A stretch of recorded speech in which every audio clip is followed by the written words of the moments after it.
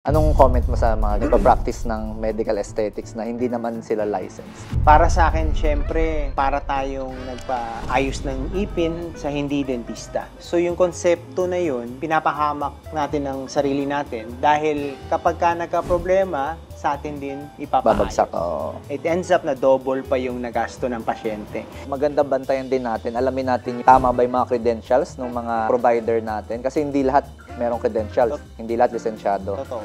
Tingin mo ba, Dok, merong mga pressure sa society, sa mga beauty standards? Oo. Model? Lalo na ngayon. Actually, surprising, the market now, yung pasyente na yung magsasabi sa'yo. Dahil informed na sila. Kunyari may patient na gusto talaga magpa-opera, sabihin natin, liposuction. Ano yung mga kino-consider bago gawin yun? First is yung health status. Is the patient safe to undergo the procedure? And the area of concern, is it medically indicated? Kumbaga, wala tayong mga area na mapapahamak yung pasyente.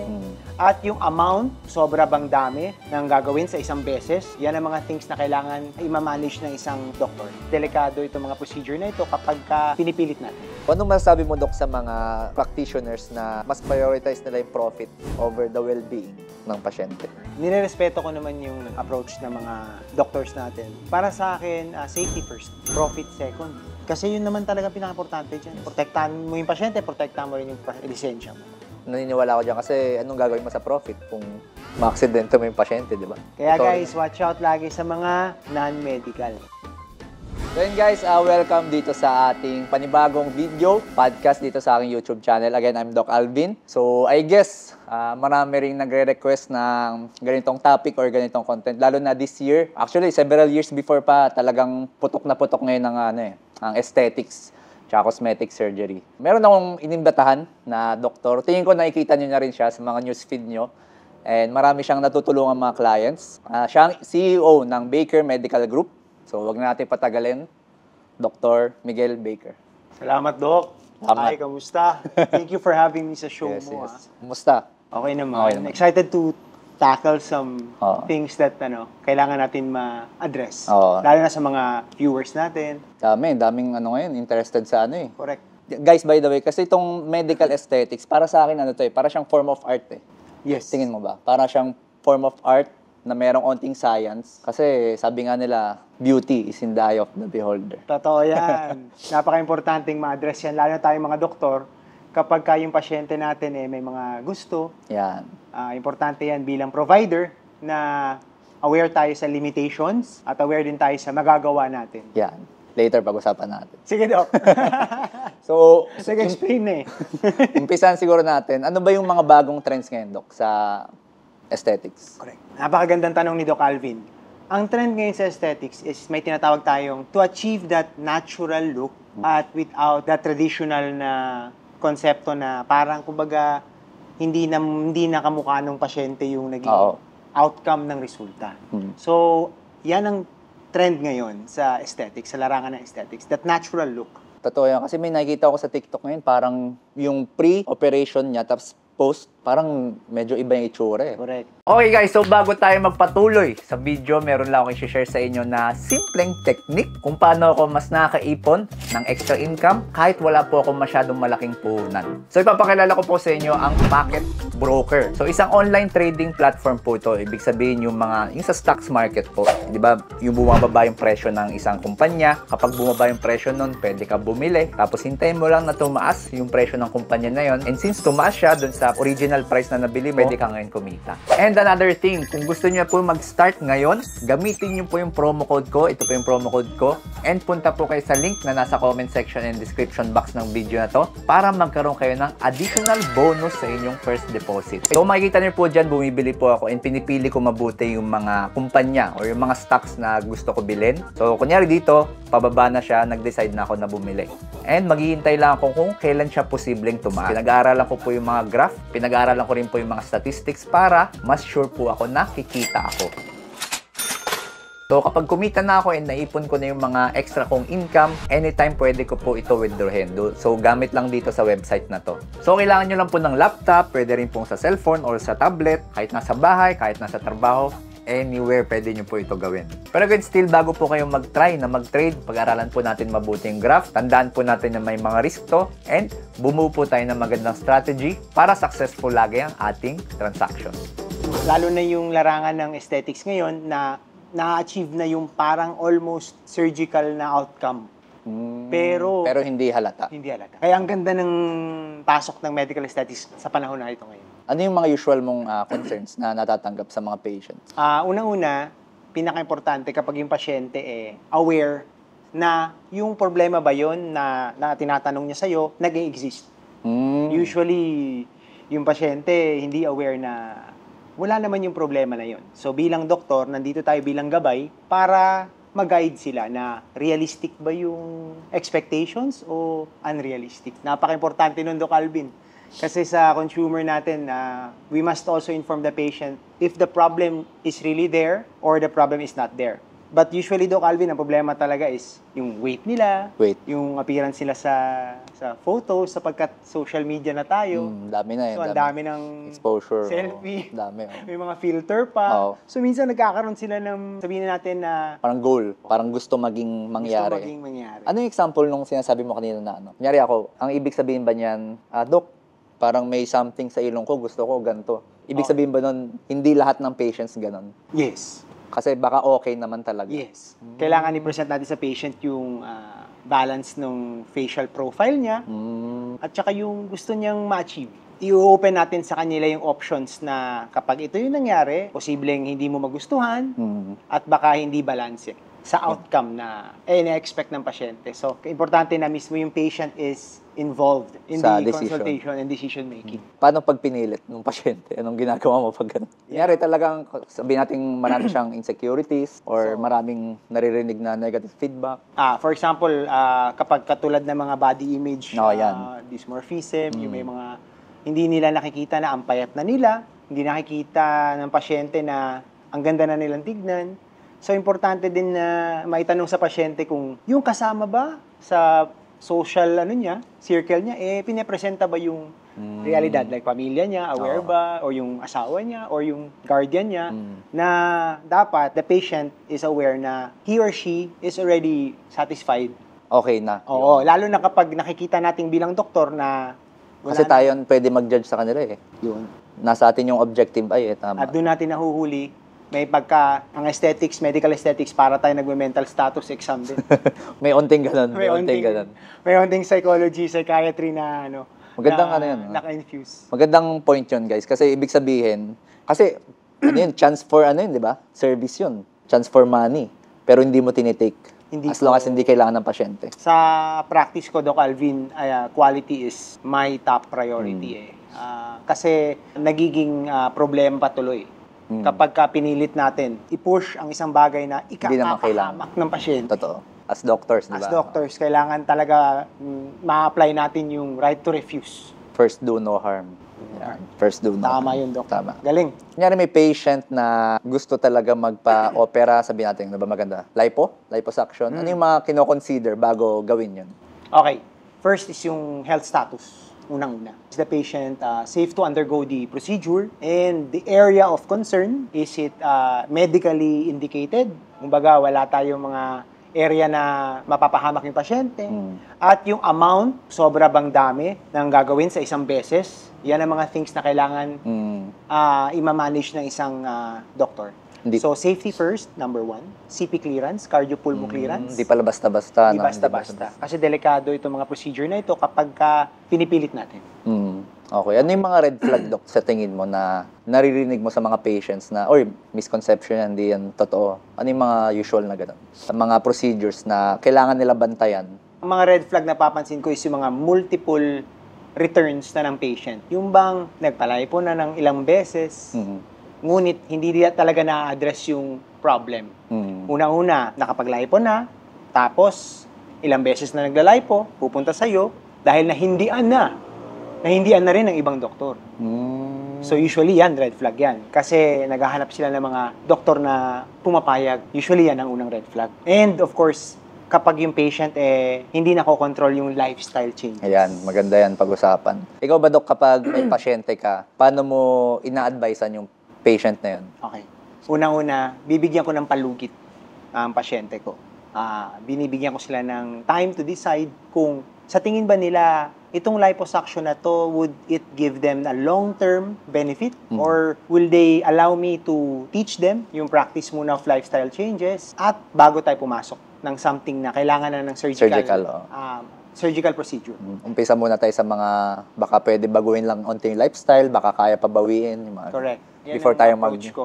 mag-opera ng mag-opera. Ibang doctors natin, hindi ko alam yung mga ways nila to deal with it, pero sa practice ko, I've learned from the experience of the seniors na napaka-importante na makorek muna yung pasyente para maganda yung long-term outcome. All ages ba meron ka, Dok? All ages, pare. Anong pinakabata? Nanay ang nagdala. Ano? Nanay pa yung nagdala sa Ilang taon yan? 15. Talaga. Oldest? Yes.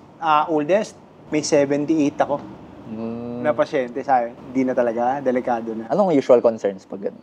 Talagang ano pa rin? Liposuction, Yun pa rin. areas. Nababasa ko, Dok, sa social media ng Baker, may mga ino-offer tayong services. Correct. Mga drip yan, yung drip, NAD drip, ginagawa ko yan, ginagamit ko yan. Tapos yung mga vitamins, cocktail drips. Ano tong mga to? Umpisa natin sa NAD. Sa NAD, okay. Sa NAD na drip, ito ay molecule na kapag tayo nagkaroon ng exogenous or source na galing sa labas, lumalabas yung result sa patient. Nagkakaroon ng improvement sa immunity, nagkakaroon ng improvement sa mood nila, yung pagtulog nila. So basically, it's update into the science of aesthetics na kapag nagna-NAD drip ang patient, nagkakaroon ng tinatawag natin ng longevity. Nagkakaroon ng longevity results. However, itong NAD drip ay dapat magkaroon muna tayo ng clearance sa mga doktor natin. Kasi Dahil meron ding mga red flag ito side effects din. na hindi natin pwedeng ibigay kapag ang patient ay known to have cancer. Kasi meron ding lumalabas na mga articles na ang NAD drip Related siya. related sapagkat nagkakaroon siya ng stem cell growth. Therefore, dadaming mag-ingat cells. tayo sa tumor growth. Okay. Kaya ina-avoid natin. Kaya importante bilang doktor na ma-clear muna natin sila sa mga doktor nila bago tayo mabigyan ng go signal. Dagdagan ko lang, guys, itong NAD drip, ginagamit ko siya for energy. Correct. Yun nga, busy, tapos nag-ano pa ako workout. So, kapag nagnanad ako, ramdam ko talaga eh. Oo nga tol eh. Hindi ko lang ba't ganun, Nakita magic ko yung latest FB post mo. Thank you. Grabe. Alam mo, sa next ni Doc Alvin, dapat ano na siya. Topless na ako dito. Pressure na yung mga doktor kasama niya. Ano bang action ng NAD? Okay. Pag yung specific. Endothelial health, it promotes the endothelial health. So, telomeres, known to pag umiksi ito, it's related to lifespan. So, ito ay isang precursor ng NMN. Isa rin siyang molecule found sa mga animal studies na kapag mataas yung levels na ito, humahaba ang Buhay nila. So, in related to our, nakita natin ang pag-boom nito. So, David Sinclair was the doctor that, basically a PhD from Harvard na naka-discover ng molecule na ito. At NAD is intravenously applied and NMN is orally applied. Magkaiba sila. Magkaiba sila. Pero yung drip, wala pa siya ng NMN. Wala. It's better to be given intravenous ang NAD. NMN, better to be given gastro or enteral, oral. So yung telomeres, kapag kakalala ko, Dok, yan yung mga nasa DNA, di ba? Correct. Pag Yung umiksi parang yun, helix. pag umiksi yun, parang umiksi na rin yung lifespan. Correct. So, Nasa biochemistry natin yan eh. Naalala ko na yung May chapter tayo dun eh. So sa chapter na yun, tinutukoy dun na pag ang telomeres ay maigsi, it is related to the life ng isang mammal. Nakita yun sa studies ni David Sinclair na kapag nagkakaroon tayo ng supplementation na to, sa studies niya, may studies pa to. Tapos hanggang in-evolve niya para sa kanya. Nakita nila sa electron microscope. Kita talaga na Hindi na-preserve yung na-preserve yung length. Napakaganda ng panahon ng aesthetics ngayon, pare. So, sobrang advanced. Sobrang advanced na. So, next is yung cocktail and vitamin drips. May mga ganun ka ba, Dok? Yes, meron ako. So, of course, I want to address the action of course, yung ating mga collagen and vitamin C. And yung action nila is more of antioxidant effect. So, medical ito. Ibig sabihin, we want to give the patient not the typical yung whitening na sinasabi nila, but more of indirectly, nag-i-improve ang skin nila sapagkat the source of the antioxidants gives that result.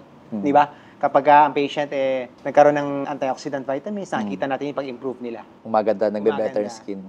So, I'm leaning into the health benefits of the cocktail drips. Kasi alam naman natin, maraming mga ano dyan, mga non-medical, yan yung mga kakaroon ng mga, tawag na to, nagkakaroon ng reactions. Kasi hindi tayo sigurado kung yung bang provider, yung ba yung tama binibigay. Ba yung halo? Yun din. Tama So, ba yung vigilant dapat tayo. Kung yung pinapasok ba, yun talaga. yun talaga.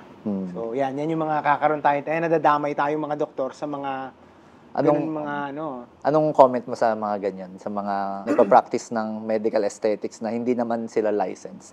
Isang area ng topic ng medicine na yung illegal practice of medicine. So, para sa akin, syempre, para tayong nagpa-ayos ng ipin sa hindi dentista. So, yung konsepto na yun, para sa akin, at I'm sure para rin sa'yo, Doc Alvin, pinapahamak natin ang sarili natin dahil kapag ka nagka-problema, sa atin din ipapaayos. Babagsak, It ends up na double pa yung nagasto ng pasyente. Usually naman kasi, unang-una illegal siya. Yun na yun. Kasi tayo mga doktor ang... tayo lang dapat ang license. Hippocratic oath tayo, do no harm. Ang pangit niya kasi, pag kunyari yung patient gusto magdemanda, wala silang mapagsampa ng demanda kasi wala silang license to start with. Albularyo yung labas. yung mga ganito. By the way guys, ito kasing medyo nauuso siya So magandang bantayan din natin. Alamin natin yung mga tama ba yung mga credentials ng mga provider natin kasi hindi lahat merong credentials. Totoo, Doc. Hindi lahat lisensyado. Totoo. I guess si Doc Baker, nagtapos ka ng training for how many years, no? Several years para makapag-conduct ng mga gantong services. Correct. So, ingat-ingat tayo guys kasi sabi nga rin ni Doc, baka mapadoble pa. Correct. Yung gastos. So, at masaklap, imbis na kamura, na-disgrasya. Napamahal pa. At saka humingi ng PRC. Guys. Pwede yun. Importante yun guys. Pwede nyo viewers natin dyan. Na may prc.gov.ph and then you input the... Para makita kung talagang MD siya. Kasi mamaya pinakitaan kayo tapos hindi nyo mag-verify. Recto pala. Madali na kayo magpagawa sa recto guys. Ayun. Kanina na pag-uusapan natin yung mga weight management. Ayan, napakagandang topic niyan. Nauuso ngayon yung mga appetite suppressant. Ano yung mga common na misunderstanding ng tao tungkol dito? Okay. Napakaganda ng technology ngayon na pati yung appetite, which is the root cause, usually, ng weight problem. Kasi kung nagkikrave ka, wala. Hirap. Mahirap maganda. So bilang doktor, you have to also be very careful kapag yung pasyente ay umaasa na lamang sa medication. Sa appetite suppressant. It is a way of giving them the catalyst or yung pag-boost ng kanilang healthier version ng sarili. So, importante bilang doktor na tayo ang nagbibigay nito sapagkat may mga hindi nila alam na napakapayat na nila. Yung anorexia nervosa, yung mga disorders na weight na hindi na nila body dysmorphia na ang payat-payat na nila tapos tuloy-tuloy pa rin yung gusto nila. So for me, health pa rin yung kailangan proteksyonan. Ang punto lang talaga nitong mga ito is to really give them the metabolic health advantage na para ma-start nila yung kanilang kasi yung road to metabolic diseases like diabetes, totoo. Yung wear and tear. Hindi lang naman itsura ang inaayos Correct. Pagdating sa mga pag-normalize ng weight kasi of course, kapag overweight tayo, andyan yung mga diabetes, andyan yung mga high blood, andyan yung mga sumasakit-sakit yung mga buto. So, tsaka yung bang tipong hindi na tayo nakakabalik sa katawan natin noon. Kasi yung damage is irreversible na. Totoo. So, if the pros outweigh the cons, that is a good decision. That's a good clinical decision for the doctor. Natulungan sila sa road na iyon. Yung appetite suppressant.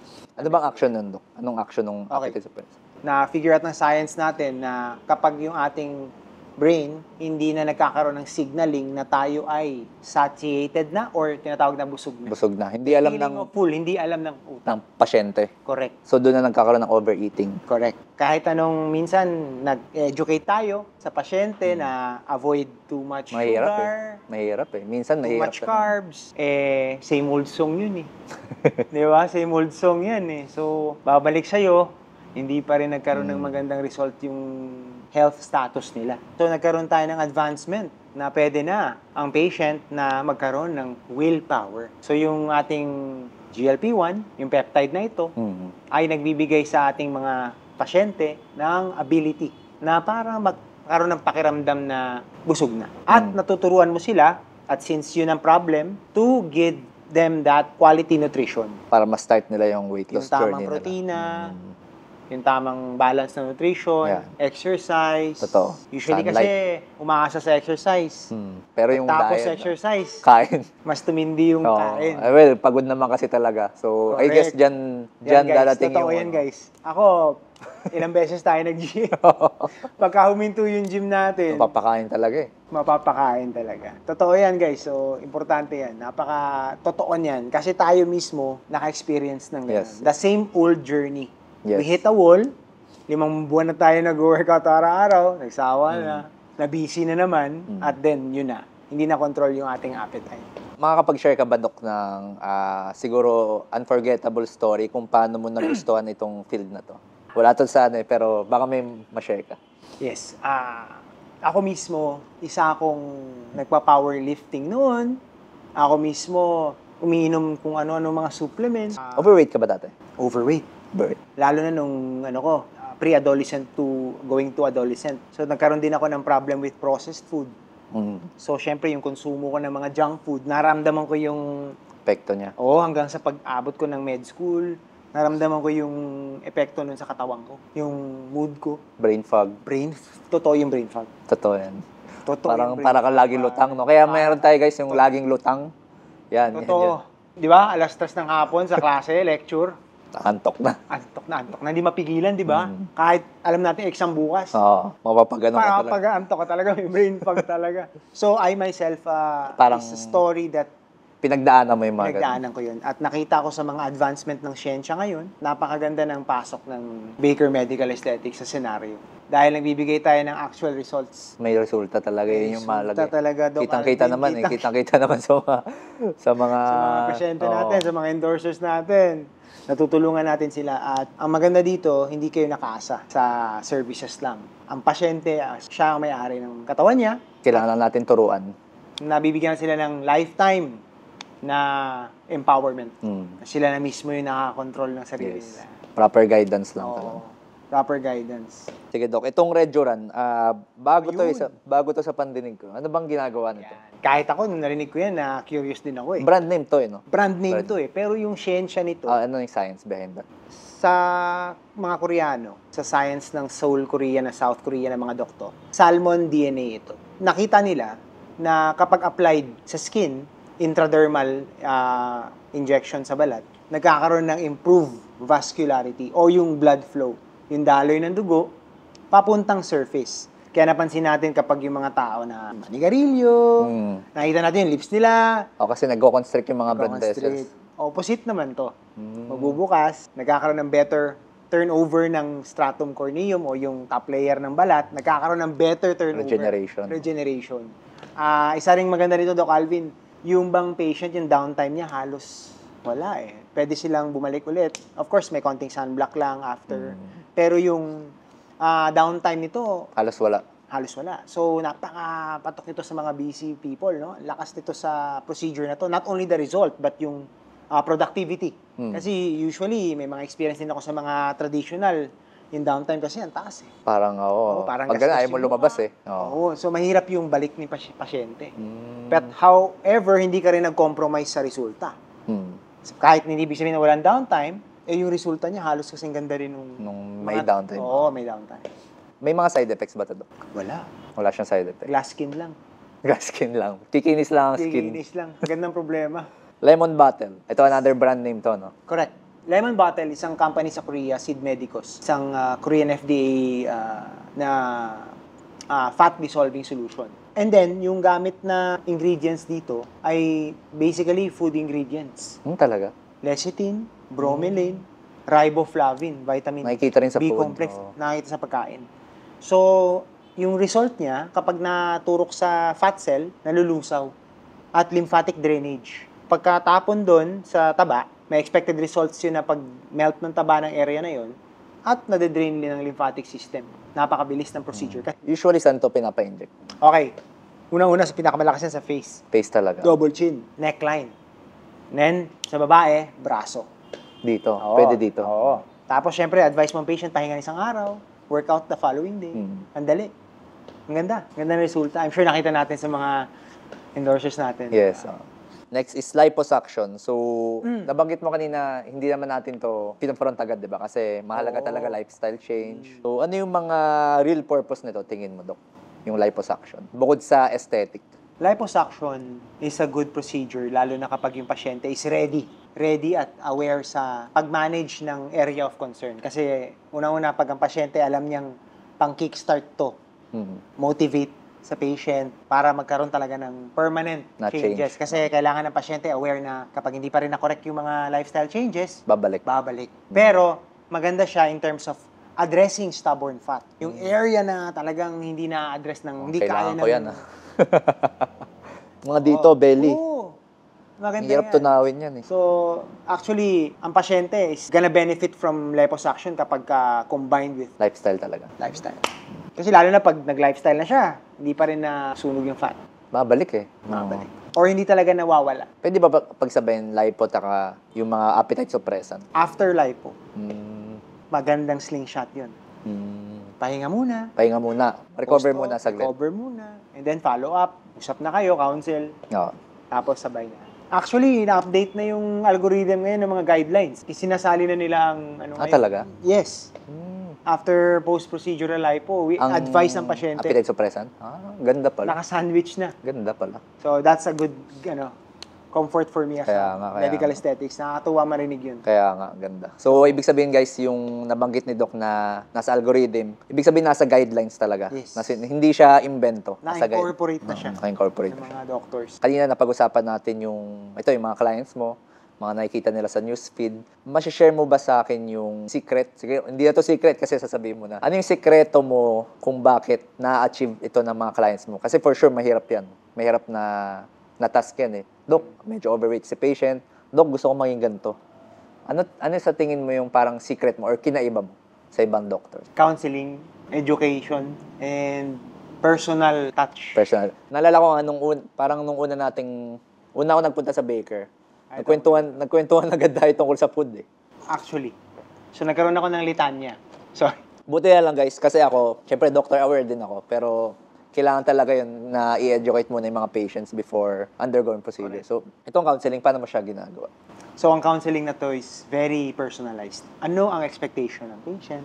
Ano ang tingin niyang realistic outcome na ina-achieve niya? Patient selection, isa rin nga importante, Doc Alvin. Kapag yung pasyente handa bang Kung ready ba? pasukin yung guidelines o yung protocol na ini-incorporate ko sa kanila. Kapag handa, magandang umpisa na yun.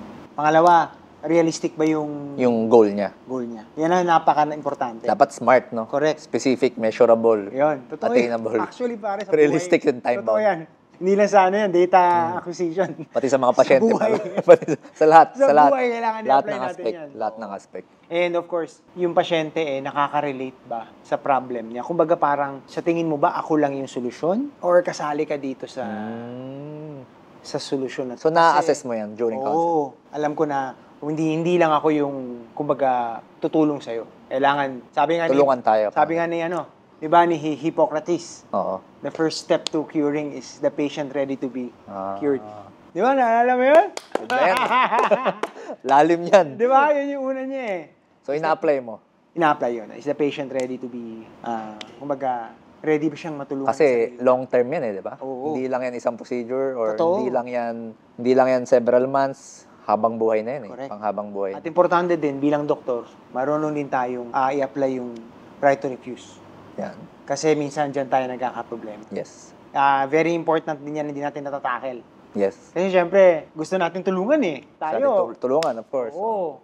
Importante is yung pasyente ba parang ano ba to magiging mas malaking problema ba sa kanya or dapat i-refer mo din siya Sa iba. sa doktor na mas better ang pag-handle ng ganitong klaseng kaso. May mga specific stories na nangyari sa'yo na kailangan mo siya i-refer sa ibang doktor. Oo. Nagkaroon ako niyan. Anong nangyari? Nagkaroon yung bang pasyente na nakikita na natin ang ganda na ng pangangatawan, Ay, mga body dysmorphia na. gusto pa nila. Tapos, minsan magtatampo pa sa'yo. Kasi gusto nila, pinipilit nila. So, minsan, kailangan ko na ng tulong sa mga espesyalista na, Dok, baka pwedeng natin to, makausap mo, ma-counsel mo. At ma-incorporate na bakit hindi mo nakikita yung nakikita ng mga doktor. Hindi lang si Doc Baker, pero yung mga kasama mong doktor na parang, ang ganda na. Tapos, Gusto doon pa. nagkakadisgrasya. Kaya dyan, watch out tayo bilang doktor. Everything na sobra Oo, naman masama talaga eh. Totoo yan. Tama kasi yung beholder, sabi mo nga. Oo. Kung maganda ba? Oo. Kasi yung beholder minsan, hindi niya nakikita, ang ganda na eh. Yung beholder kasi minsan, para sa kanila, hindi pa. Kulang pa. Kulang pa. Ano ba ang definition sa'yo ng beauty? Wala din dito. Oo. Pero Napakagandang tanong sa isang yan, Doc Tol. Baker. Sarili mo. Pagka ikaw, nakita mo sarili mo, kaaya-aya ba para sa'yo? At kapag nagtanong ka ba sa specialista mo o sa doktor mo, sang-ayon ba sila o hindi? Kaya importante, ikaw muna. Kasi pagdating mo sa amin, alam mo bang maganda ka na? O alam mo bang kailangan mo yung tulong namin? Yun ang unang-una. Sa sarili. Self-awareness. Self talaga.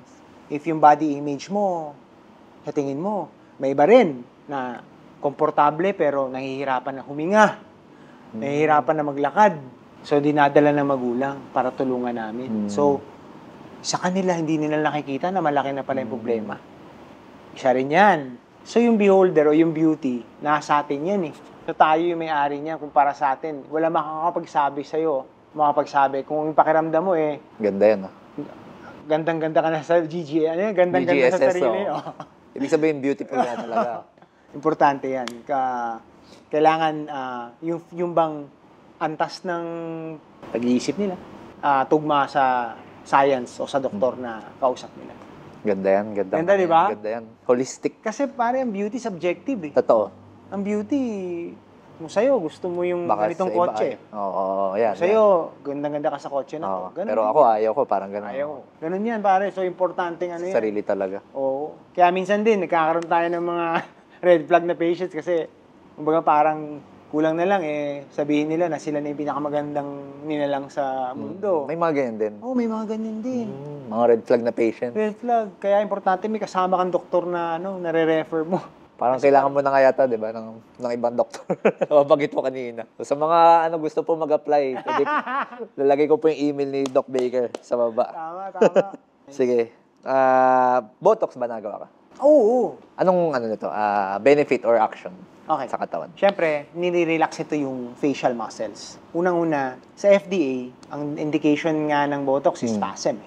Okay, oo. Off-label for wrinkle improvement. So, yung practice ko naman sa Botox, more of the aesthetics. So, yung address nito is preventive.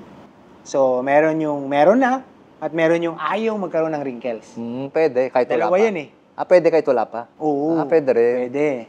So, syempre, depende rin sa practitioner na doktor. Oo. Kapag yung application ng Botox, nagkakaroon din ng mga outcomes na naririnig naman natin sa mga pasyente, natatakot sila. Importante yung medical practitioner na i-address yung pros and cons. Kasi minsan may iba na hindi naman nila nakikita at hindi naman indicated, pinipilit pa rin. Kaya dapat tayo, vigilant tayo doon.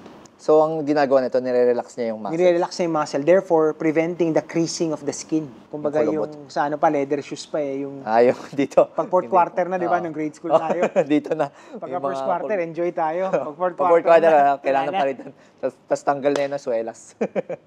Same concept sa skin. Same concept. Oo. Okay. Pero guys, hindi naman leather yung mga hindi Iba naman ang texture ng balat. May mga natural ways para mabawasan yung Meron din. Makakapag-share ka ba? Diyan tayo papasok ng mga products na tinatawag natin ng yung mga injector type procedure. Nakaka-improve ito ng mga skin texture. Kumbaga parang organic, wrinkle-free procedures. However, may mga iba talaga na kailangan talaga ng Botox.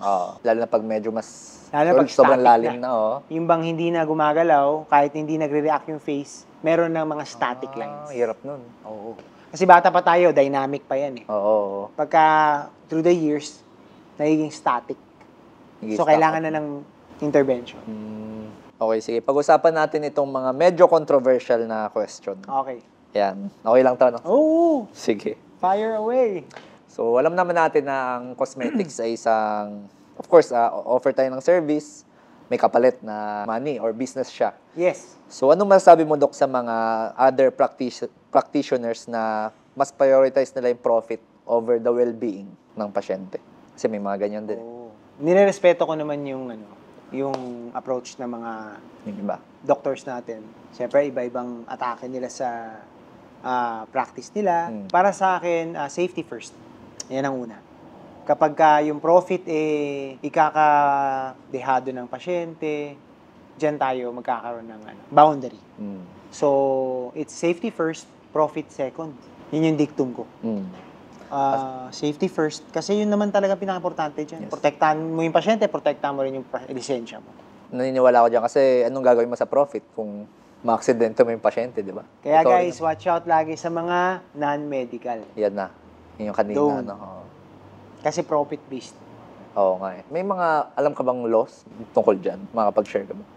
Ano yan eh? Parang Napaka pa yan eh. medyo gray area pa eh, no? Oo. Medyo gray area pa eh. Hindi pa talaga siya kumbaga established na. Hindi pa enforced, no? Oo, at saka nauunahan kasi ng want ng consumer. Ng demand. Sa lakas ng demand. Nakaka-take advantage sila. Kaya nagkakaroon tayo ng mga disgrasya. May mga procedure ka ba na alam na tingin mo overhype or unnecessary? Fortunately, wala naman. Wala naman. Wala naman. Ayoko ring sumabay sa mga ganun. Kailangan kong investigahan muna bilang researcher, tayong mga doktor, kasali yan sa 5-star Yes. natin.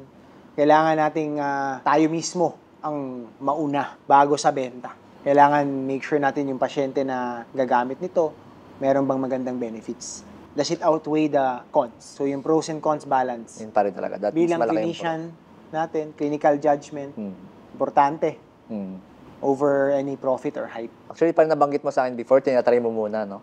Yung Oo, kailangan yun. Kumbaga, practice what you preach. Oo. Kasi syempre yung pasyente nakatingin sa'yo. Tama. Tapos, syempre, Tapos ikaw. Kasi yung mga patient natin may pagka-judgmental din. Share ko lang din, may gastro ako na nakausap. Kasi tinry ko tong colon cleansing. Oh, yeah. Nakita ko yung episode mo, tol. Tinry ko, hindi siya discomfort yung na-feel ko. Gusto ko lang talaga matry. Tsaka para ma-address din yung mga tanong ng mga nanonood kung okay ba. So sabi ng gastro, hindi niya yun nire-recommend. Kasi nga, parang imbis na yung normal peristalsis, pag ganun, Pagbawas. kinokontra mo. Ginagawa mong anti-peristaltic kasi binubuga ng tubig. And, Para magkaroon ng peristaltic. Oo, parang ganun. Kasi magkakaroon ng senses sa colon, di ba? Oo. So, hindi daw siya recommended and parang pwede pa siya makasira ng lining ng intestines. And isa sa mga nirecommend niya is fasting. See? Tama. Fasting. Kung gusto mo daw maglinis ng bituka, kung kunyari talagang conscious ka na Galing. Tama. nanggaling ka sa fiesta, nanggaling ka sa buffet, Tama. gusto mo magpalinis, fasting daw mas okay pa. Totoo. Gastro yun, ha? Totoo.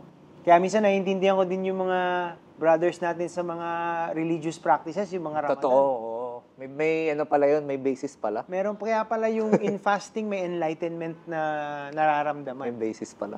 Kasi bakit nakakaramdam sila ng feel good? 'Di ba may may ketosis. Oo. So naiintindihan ng Japanese doctor na yun na bakit sa sa libro, yung mga spiritual bakit may nararamdaman daw na enlightenment na sinasabi. Nafe-feel mo rin yan? I've lost all my brain fog. Nawala na yung bagsak ng energy ko. Actually, yung staff ko nga problema na sa akin kasi Sobrang hype mo.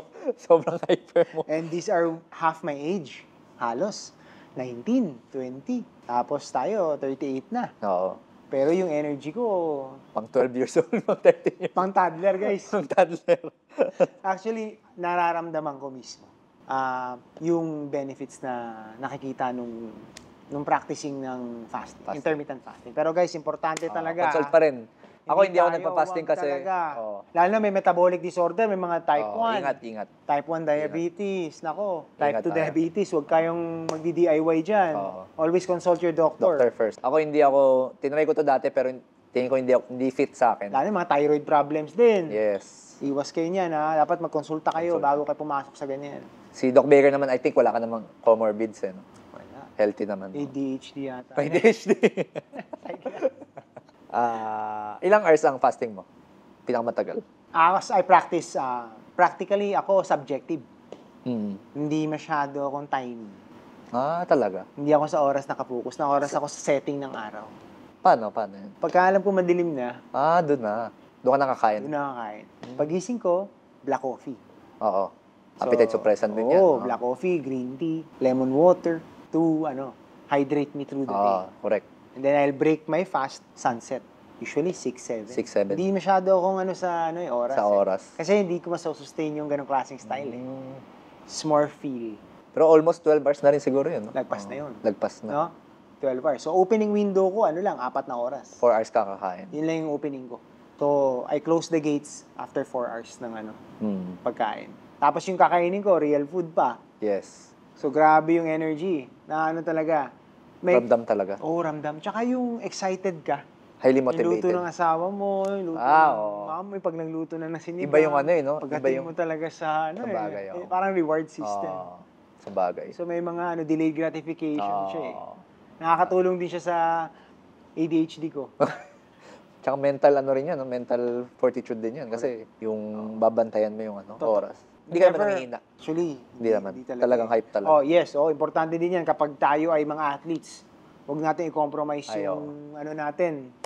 Yung baga, Nutrition. yung natin. Oo, huwag tayong basta-basta mag-decide. Yes. Kailangan, kaya ikaw, triathlete ka, kailangan mo Tas ng nagka-fasting loading. ka. Oo. Mahirap yan. Ako kasi Baka tumumba ka. kami, Tomorrow clinics, kami. oo. Kaya. Kaya. Pero yung mga yung mga dyan. Huwag yung mga muna. iba yung ways of living. So, kapag ka, outdoor sports, hindi ko nire-recommend yun. Yung mga, outdoor, yung mga atleta. Iba yung kanila eh. Oo, iba yung Kaya training. importante may nutritionist ka. Yes. Di ba, Doc? Oo. Grabe, fit ka na, Doc, ha? Hindi naman. Parang ka na. Nasali ka Paano ba? yan? Batak na yan. So, any trend sa cosmetic or sa aesthetic world na hindi ka agree, meron ba? Magandang tanong yan. Ang trend, dapat yung trend na inaagrihan ko lamang is safety ng pasyente. Yun pa rin talaga. Yun talaga. Yun pa rin talaga. Kasi Babalik talaga. yung trend, delikado yan kapag ka yung trend hindi pala safe. Kailangan muna maganda yung census o yung background ng At may trend. enough study. Dapat Pero may definitely, ang trend ngayon, natural look. natural talaga, no? Hindi masyadong halata. Fresh. Fresh. Yun yung atake ng ngayon, aesthetics. Dapat ganun talaga. Yan na yung bago ngayon, no? Oo, kahit sa Korea nakikita natin.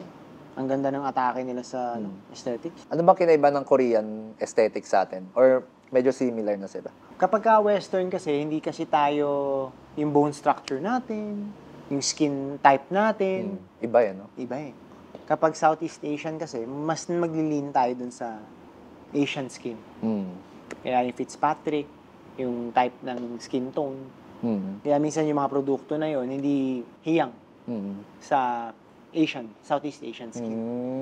Kaya medyo talaga nahihiyang tayo sa mga Korean. Korean. Kaya ang ganda ng mga... Dahil sa race pala. Oo, sa genetic. Genetic. Isa rin yung importanteng assessment sa pasyente. So yung mga services mo, majority Korean yung pinanggalingan. Meron din tayong mga Western. May mga Western din naman. Meron din, halo. Mix, halo. Mix talaga. For all, client types. So, baka may mga advice ka na sa mga tao na gusto kunyari, first time, gusto nila mag-undergo ng cosmetic procedure, any advice or Okay. Paalala. Siyempre, una-una, yung pasyente ba alam ng significant other? oo. Usually, kailangan aware yung family. Oo. And then, kapag ka aware yung family, ano ba siya? Baka, is it because pinipilit niya para matuloy? At yung pasyente din, aware ba siya sa outcome ng cosmetic procedure na yun? Kailangan fully aware ang pasyente sa ikalalabasan ng resulta. Para happy tayong dalawa. Oo. Kasi mahirap pag ako lang yung happy. Totoo. Tapos yung pasyente hindi masaya. So, dapat ready talaga. Oo. No? Ready. Nakatry naman ako yung pasyente masaya. Ako hindi. Talaga? Oo, isa rin yan. Anong ginagawa mo pag gano'n? Pagka hindi Kunyari, parang, sa mata mo, kulang pa. Good news na masaya si pasyente. Oo. Pero pag para sa akin, gusto ko pang gandahan. Pero minsan, pinipigilan ko rin ang sarili ko. Patient pa rin talaga. Kasi nakaka-tempt talaga pang step up. Pero kapag yung pasyente, yun ang gusto, wala tayong magagawa. Oo. Sila ang may-ari. Respeto. Oo, sila ang may-ari. Tayo ay steward. Totoo. Service provider tayo. Yun lang. So, pagdating, Dok, sa mga beauty standards, Yes. ano yung message mo sa kanila? Kunyari, nape-pressure sila na, uy, try mo magpaayos ng ilong. Parang may iba sa ilong mo. Nakakarinig sila ng ganun. Baka meron kang message sa kanila. Okay. Kailangan yung pasyente satisfied sa mangyayaring outcome sa procedure. Unang-una, realistic ba? Yung gusto niya. Oo. Usually, pag may na-idolize yan na celebrity, Baka hindi kaya. parang hindi yata kamukha mo yung... Anong sinasabi mo? Paano mo sinasabi yun? Siyempre, yung pinapakitang artista, iba yung race. Oo, yun. Mahirap talaga. Tapos yung pasyente mo, Asian. Mahirap. Tapos Western yung idol. So sabihin natin na pagka ba ginagay ko yung Western na ilong, magmumukha na bang proportion sa'yo? Or baka hindi ka handa. Yes. Baka yung kalalabasan disproportionate. Yes. So yung pasyente, importante, talagang realistic. Mm. Or ilalabas lang ba natin yung pwedeng ikaganda mo? Hindi man natin maabot yung gusto mo na pero sa'yo, Yung peak mo. yung peak mo.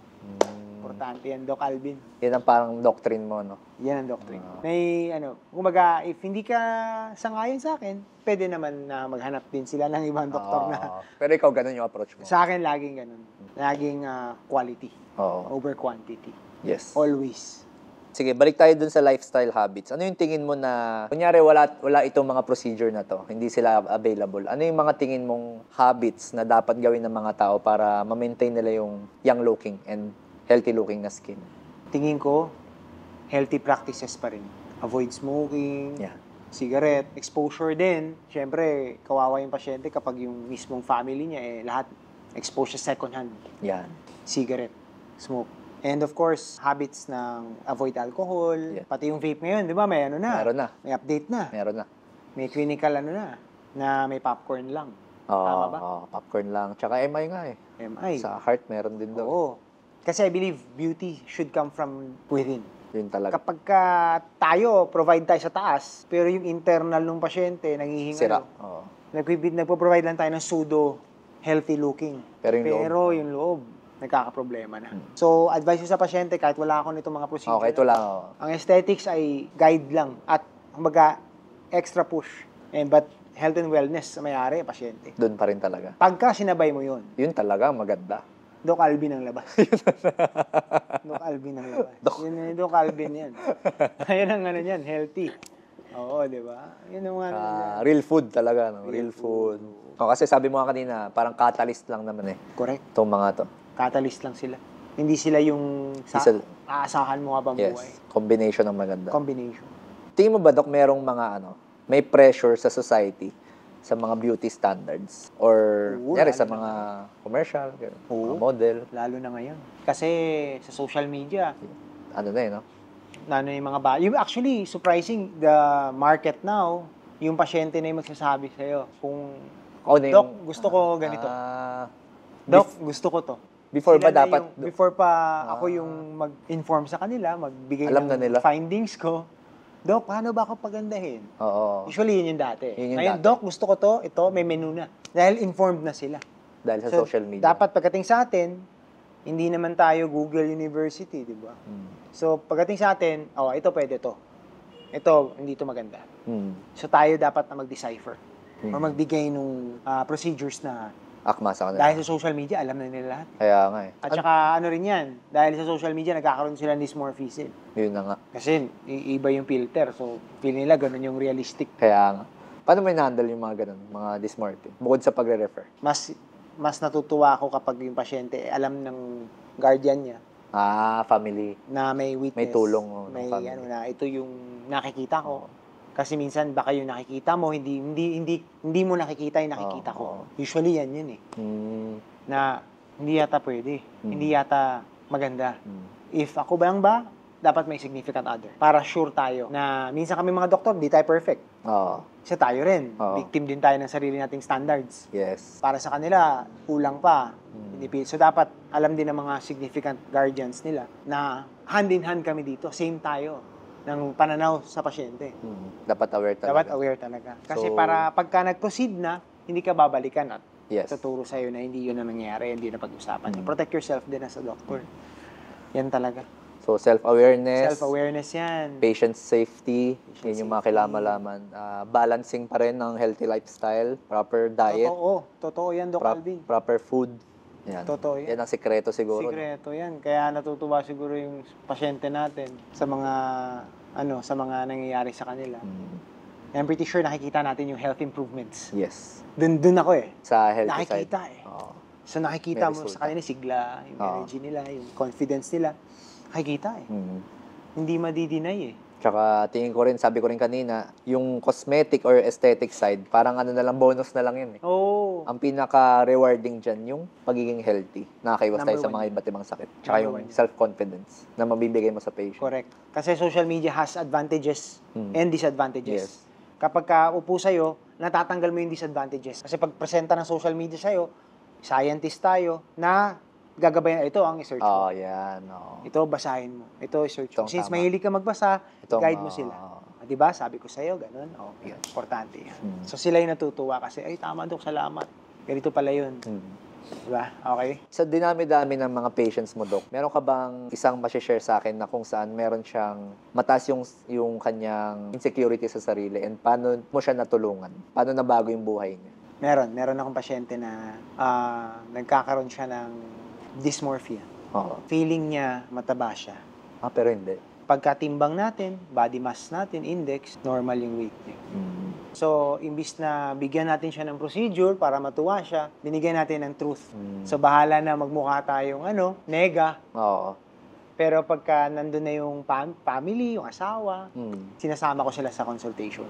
So, may pasyente ako na, for her, hindi pa rin siya sexy, hindi pa rin siya Di pa proportion, hindi healthy looking, pero ang ganda-ganda na.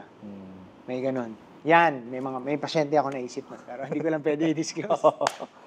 So, Kasi pag kailangan ko ganun, i-protect. pinapatawag mo yung mga family members. Pagka ganun. Kasi baka minsan kasi pati yung pamilya, Baka naman may ganun family din. member pala. Na yung mismong family, Sila sinasabi, pala ang yan. taba-taba mo. Oo, sila Pero pala. pagdating sa'yo, Okay naman. ang sexy-sexy pala.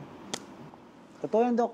Totoo yan. Importante yung family part yan sa Treatment. Sila ang uuwi sila dun eh. Oo. Kailangan happy din sila. Tama. Correct? Okay ba? Yes. So, any last message, Doc, sa ating mga, sa kanila makikita, kung gusto nila magpa-consult sa'yo, Oo. saan ang Sige, clinic mo? Nice. So, plug na ako. Okay. Doc Alvin gave me the opportunity to talk to you guys to offer Baker Medical Aesthetics, no? So, follow our Instagram page at Baker Medical Aesthetics, at Facebook page, at TikTok page. Same lang din yung pangalan yan.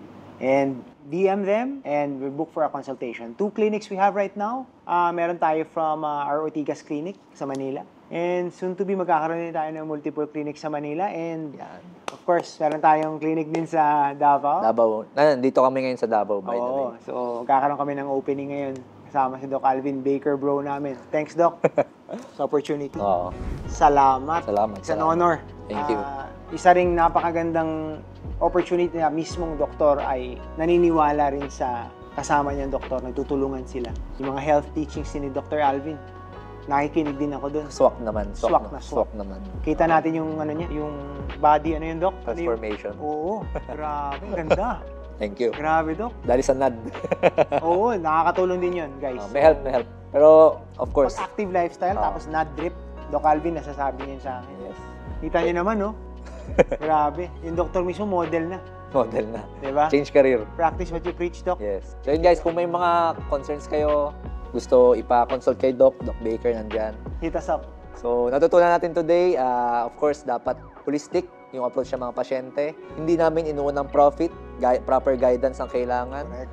proper safety ng pasyente pa rin ang priority, Tama po. and incorporate everything. Kung may cosmetic, may aesthetic, dapat samahan ng proper lifestyle, diet, and regular exercise. Correct. Apakaganda nun, Yan, Tol. yan, gandang outro. Tindi nun. Wala So- na, gaganda talaga yung pasyente. Kapag kumpleto yun, gaganda Kompleto. talaga. Oo. Yung aesthetics, ano lang yun, aesthetic lang. Oo. Yung nutrition, ako. Yun talaga. Importante yan. Follow niyo si Doc Alvin. Ang ganda ng mga advice din niya. So yan, shoutout ko rin ang ROI Studio dito sa Davao Salamat, ROI. for allowing us to shoot here. Sobrang ganda ng studio Akala ko nila. nasa QC ako eh. Sobrang lamig and Ganda. sobrang aesthetic. Sobrang gaganda ng mga gadget. So follow nyo yung kanilang social media sites. Lalagay ko na lang dyan. Instagram, may TikTok ba? TikTok, I think may Facebook din. So yan. ROI Media, shoutout sa inyo. Thank you, Doc. Thank you. Tapos, Salamat. Oo. Ganda nito. may piano. Tol, ganda nito.